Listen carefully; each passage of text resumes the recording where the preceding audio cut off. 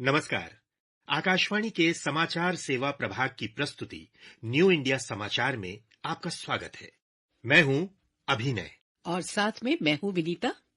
श्रोताओं, आज हम आपके साथ साझा करेंगे अपना 1 से 15 अक्टूबर का अंक।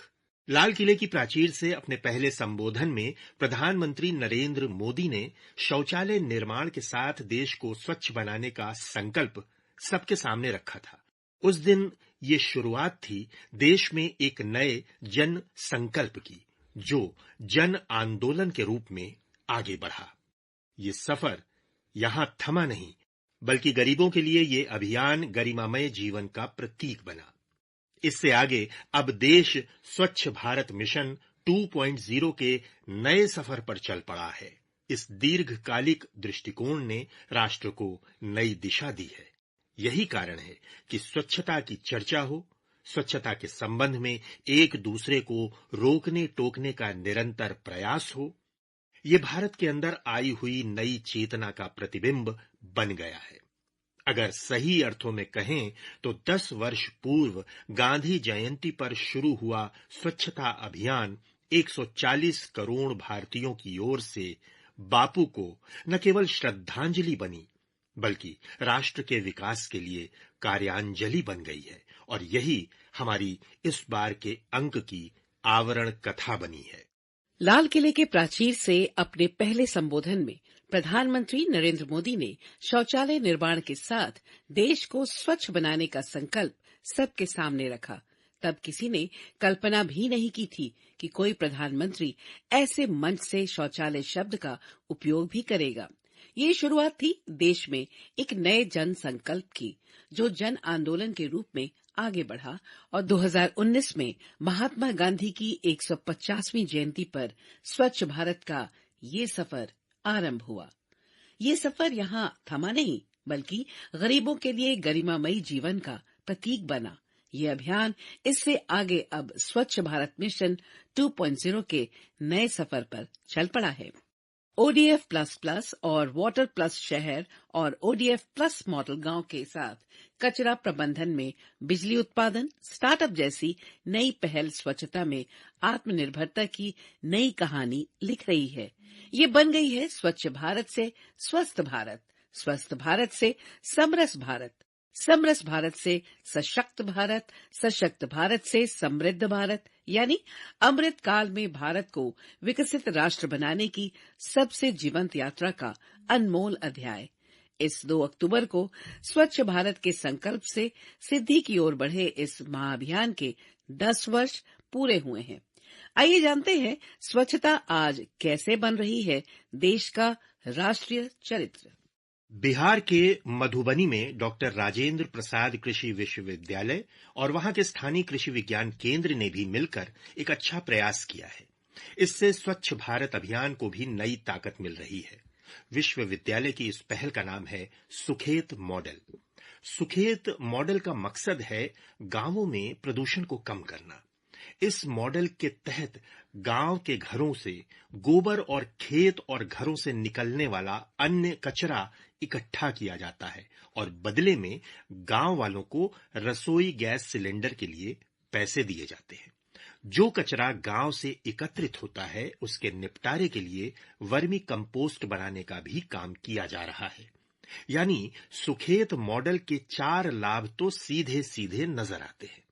एक तो गांव को प्रदूषण से मुक्ति, दूसरा गंदगी से मुक्ति, तीसरा गांव वालों को रसोई गैस सिलेंडर के लिए पैसे और चौथा गांव के किसानों को जैविक खाद। कुछ ऐसा ही उदाहरण पेश किया है तमिलनाडु में शिवगंगा की कांजीरंगाल पंचायत ने। ग्राम पंचायत ने स्थानीय लोगों के साथ मिलकर कचरे से बिजली बनाने का एक लोकल प्रोजेक्ट अपने गांव में लगा दिया है। पूरे गांव से कचरा इकट्ठा होता है, उससे बिजली बनती है और बचे हुए उत्पादों को कीटनाशक के रूप में बेच भी दिया जाता है।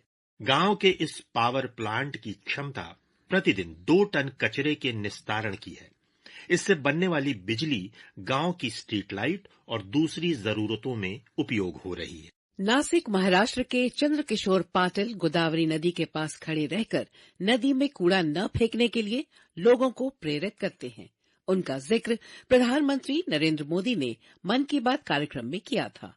पूरी ओडिशा के राहुल महाराणा हर रविवार को सुबह सुबह तीर्थ स्थलों के पास जाते हैं और प्लास्टिक कचरा साफ करते हैं। मध्य प्रदेश के सरकारी स्कूलों में करीब 13,000 हाथ धोने के लिए स्ट्रक्चर बनाए हैं। उत्तराखंड के उधम सिंह नगर में एक सामुदायिक नेता और स्वयं सहायता समूह की सदस्य रीछावती ने सामुदायिक बायोगैस संयंत्र शुरू करने के लिए अपनी जमीन दान दे दी।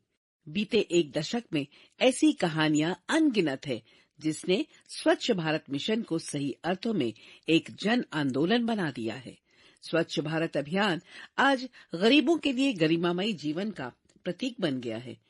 ऐसी और भी कई रिपोर्ट्स आई हैं, जिनसे ये सिद्ध हुआ है कि स्वच्छ भारत अभियान के कारण आम लोगों को गंदगी से होने वाली बीमारियों से मुक्ति मिल रही है और स्वस्थ जीवन के रास्ते खुल रहे हैं।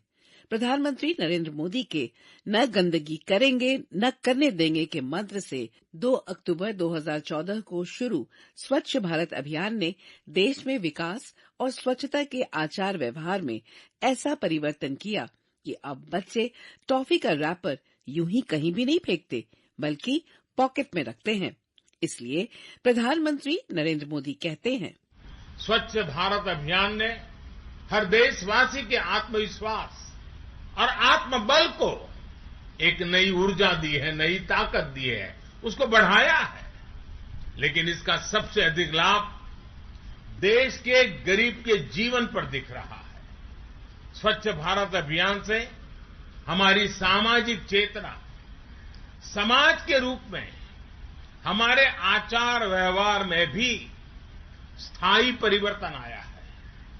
बार बार हाथ धोना हो, हर कहीं थूकने से बचना हो, कचरे को सही जगह फेंकना हो, ये तमाम बातें सहज रूप से, बड़ी तेजी से सामान्य भारतीय तक हम पहुंचा पाए। हर तरफ गंदगी देख पर भी सहजता से रहना, इस भावना से अब देश बाहर आ रहा है।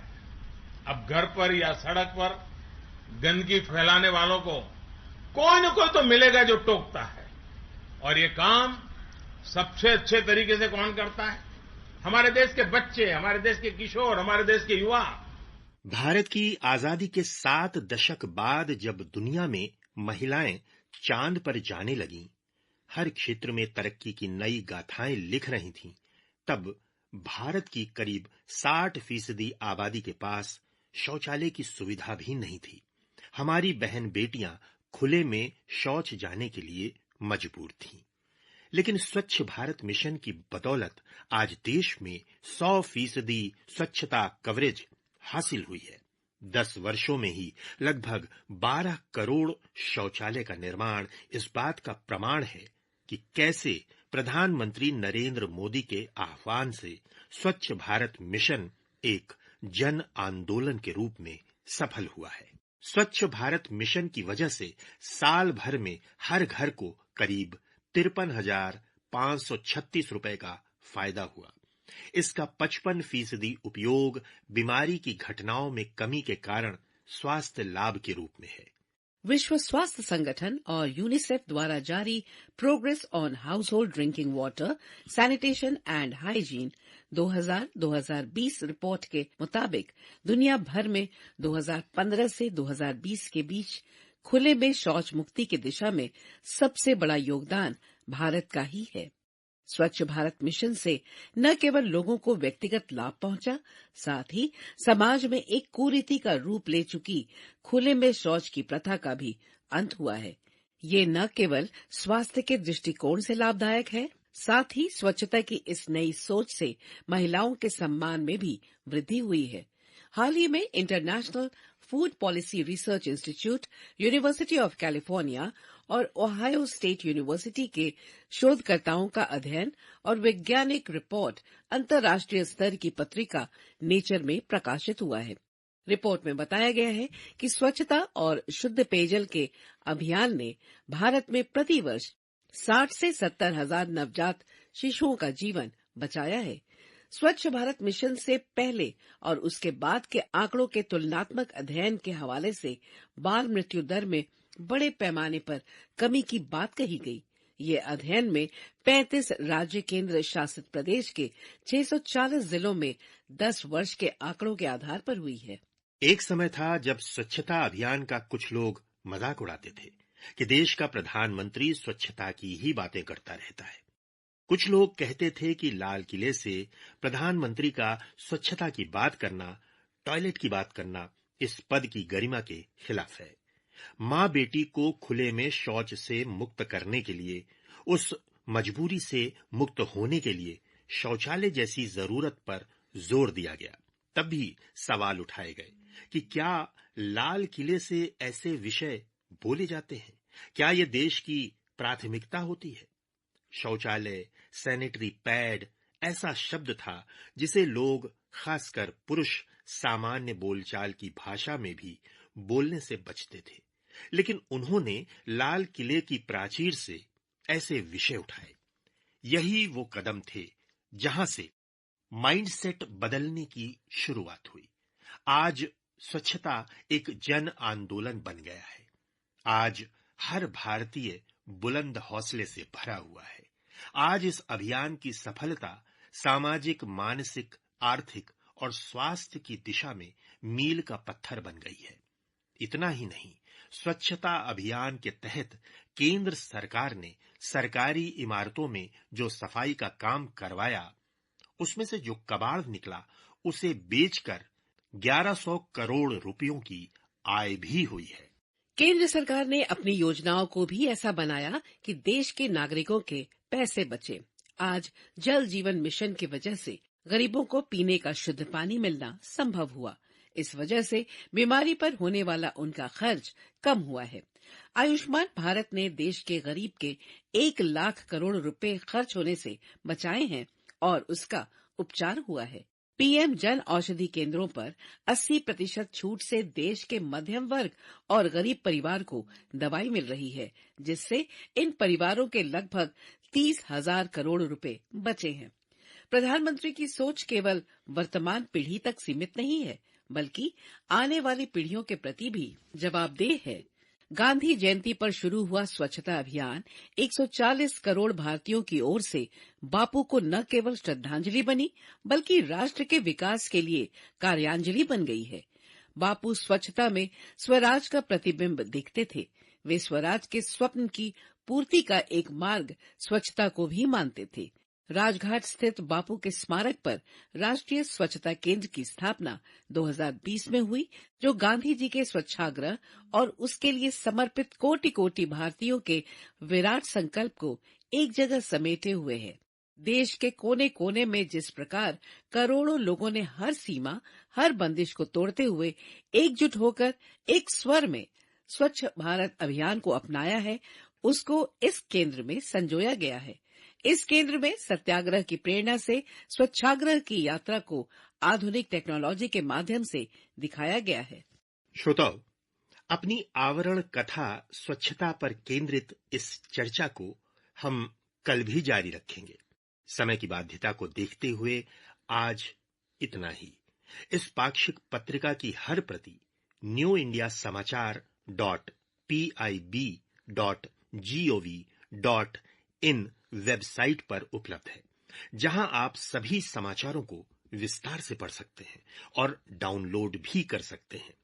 डिजिटल और प्रिंट में ये पत्रिका देश ही नहीं, विदेशों में भी अपनी अलग पहचान बना चुकी है। इसका एक्स हैंडल है @NISPIB-India। इसके अलावा आप हमें response-nis@pib.gov.in पर ईमेल के जरिए अपना सुझाव भी भेज सकते हैं। तब तक के लिए मुझे यानी अभिनय और मुझे यानी विनीता को अनुमति दीजिए। नमस्कार।